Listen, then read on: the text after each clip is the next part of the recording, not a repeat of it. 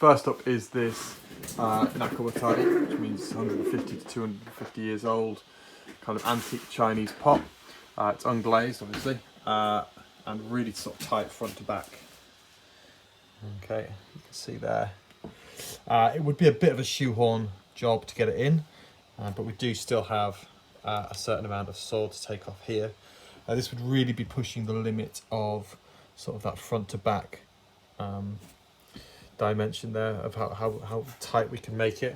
I do like tight, narrow pots with trees. It gives it a certain amount of kind of like elegance, but for this one I think it would be just a bit too far, and the strength of the pot perhaps just a little bit too much for the elegant look I'm going for with this tree. Okay, so next up is the John Pitt glazed, very narrow Tanzaku style pot. So the Tanzaku style is something which is sort of long and very narrow, like the inserts that you would put on a hanging scroll. Okay, and similarly to the antique Chinese one that we looked at, the front to back here is very, very tight. Okay, a little bit better than the previous one. We could squeeze it in there if we wanted to. Okay. I do like the space that this provides on the left hand side here. It just gives it a very kind of expansive feel, and I would probably go for a slightly higher planting in that. Okay.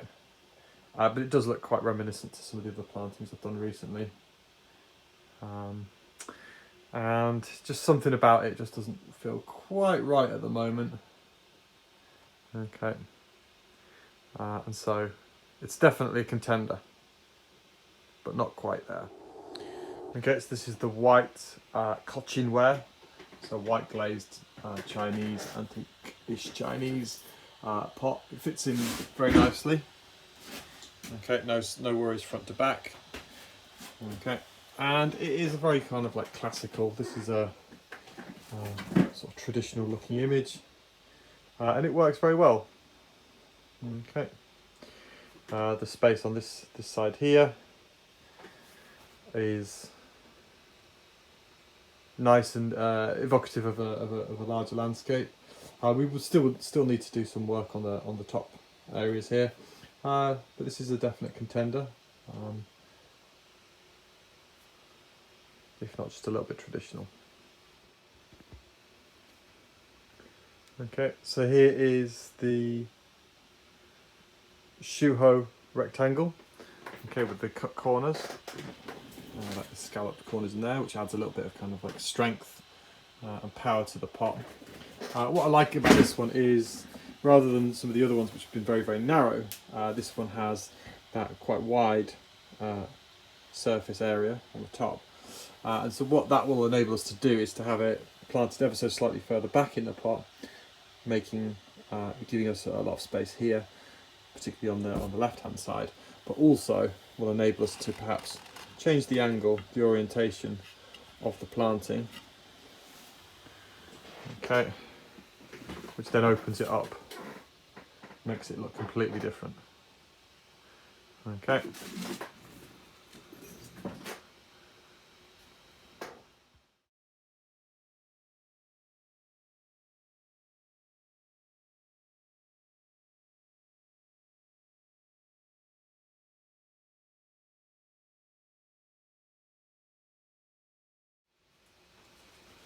So here is a pot I really like because of its lovely curved edges.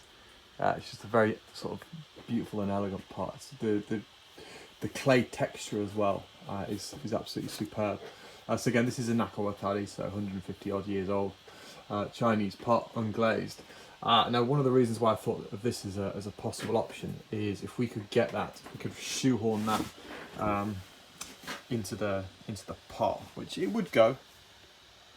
Okay, there's not too much hanging out. It's a bit tight, but again, we've still got that ability to take off another couple of centimeters of the front there. We've got some big thick roots that need to be held back anyway, which are being held back.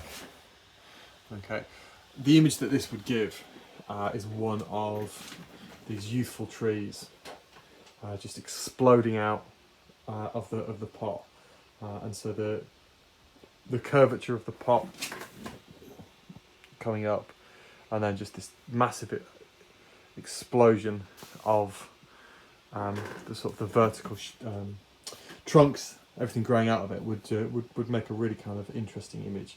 It looks very good like that with it being with the rounded nature to it, and so it would look even better if we could just sink it in. So that's a definite kind of like option for me. I'm really liking that image. I just feel that it might be a little bit difficult horticulturally, and trying to get that out next repot would be somewhat difficult. Okay, so here's the other antique Chinese pot. This one again has sort of scalloped edges in there, and it's really quite a powerful pot.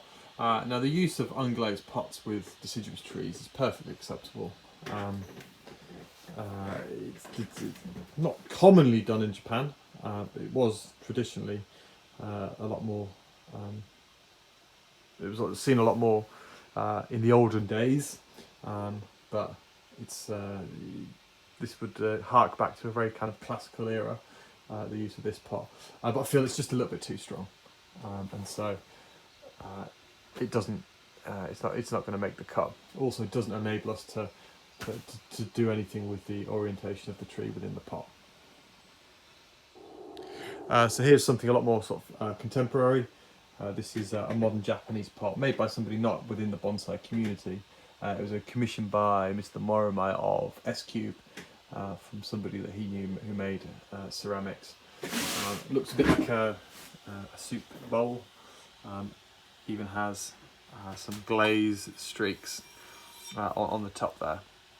Okay, but this wide brimmed and the space underneath the feet and the outward, so all of this space here and this outward curve and that wide brim really gives a very, very expansive feel.